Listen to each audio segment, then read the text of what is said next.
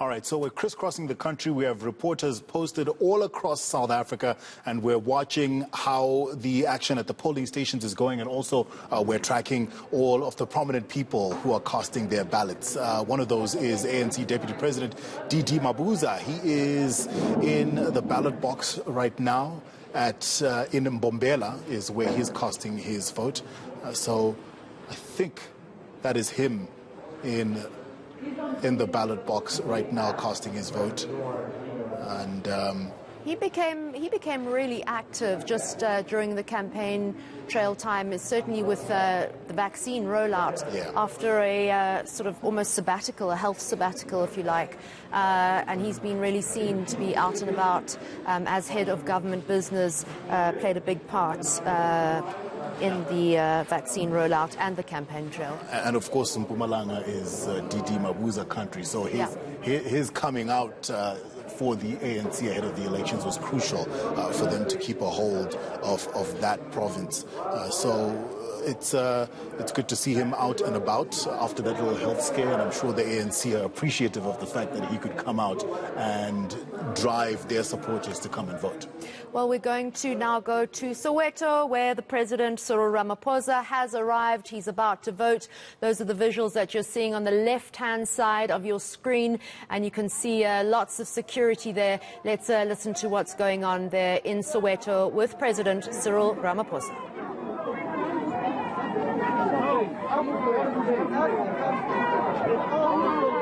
Security personnel of the president.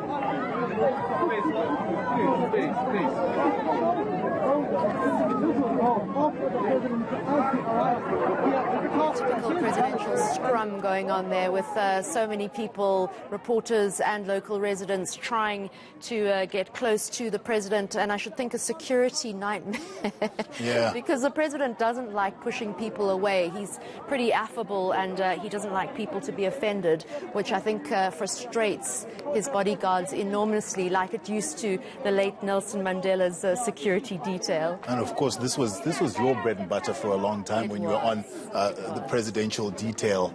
I hope you weren't shoved around by the bodyguards. Never. In fact, once they tried with President Ramaphosa on one of his first days in office, and he said, "You are never to touch a journalist again, please," because during President Jacob Zuma's time, we were pretty pushed around and quite hard too. So he had a very different approach to journalists, and the public. You're tough. I'm sure you pushed back. I did push back, but I remember once I was pregnant. I think 9 months pregnant at the time. It wasn't pleasant, but anyway, moving on.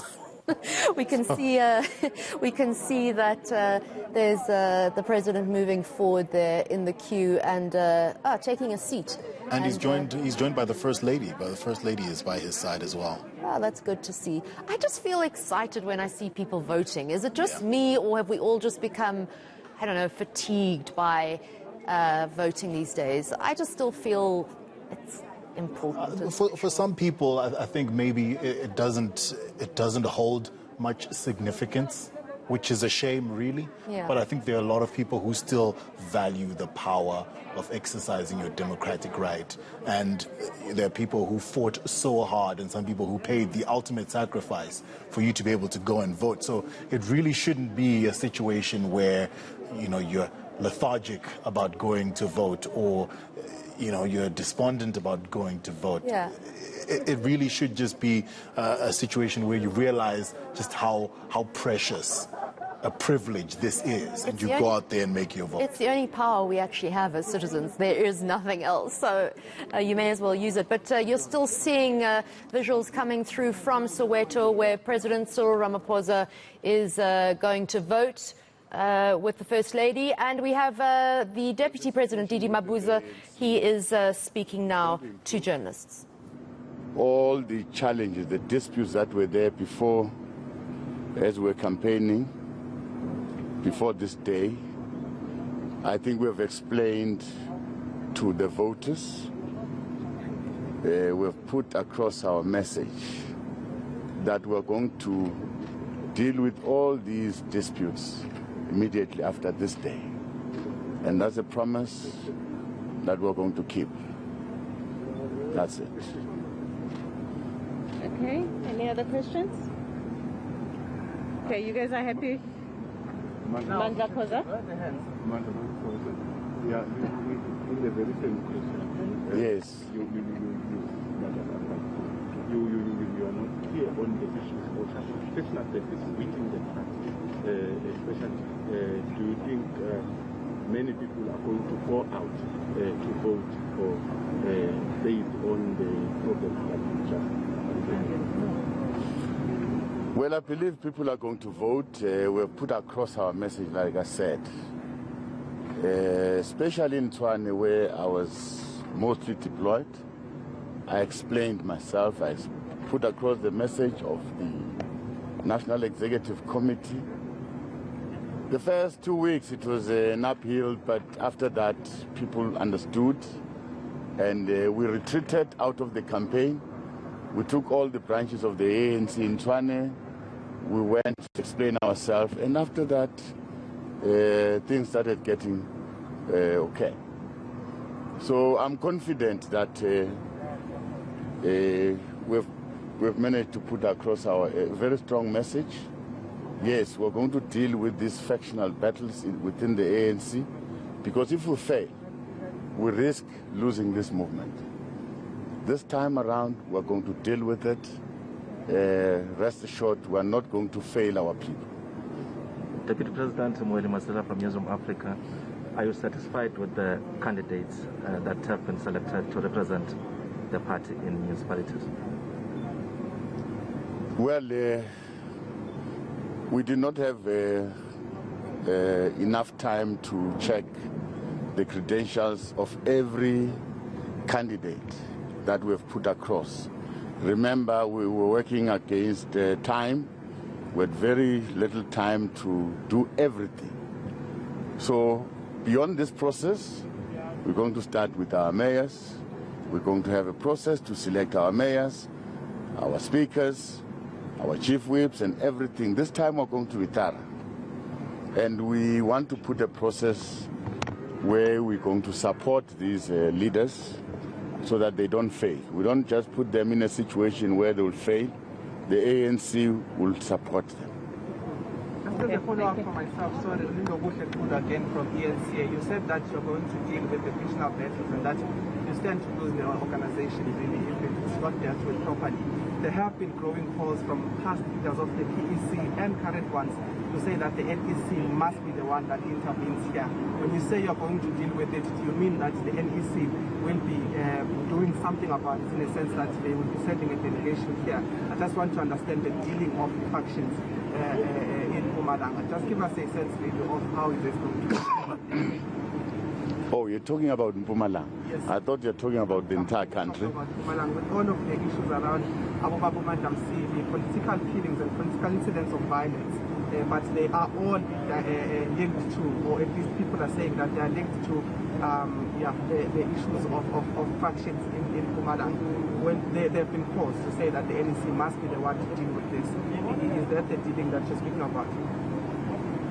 Well, I want to say in the ANC we have established an electoral committee led by the former Deputy President Kgalema Motlanthe. That committee is going to deal with all the disputes, supported by the NEC deployees in each and every province. So that if they come to Mpumalanga, the process will be led by former Deputy President, supported by all NEC members deployed in the province. Now, they are going to deal with all the issues that are going to be brought before the committee. In this case, we're anticipating that they are going to come with disputes in the process running up to the election of candidates where there were problems. So we have not resolved all the disputes that we know. So we're going to start from there. Now, issues of step aside, I think we've discussed those, and we're not going to repeat ourselves. We said anyone who has been charged should step aside. And we are not preempting the case. We are not saying he or she is guilty. But for the sake of the organization, you need to step aside so that you spend time and focus on the case. We don't cloud the movement. That is a decision that we've taken. We went through difficult time trying to implement that decision, and finally, members of the ANC have understood. So we're fine. But all the disputes, we're going to attend to them. Okay. Please introduce yourself. Potato Manisa at the Sunday Times. Maybe it's not going to be a difficult question. Is your vote a secret DP? Or are you willing to disclose who you voted? I voted the ANC. It's my party. I'll die ANC.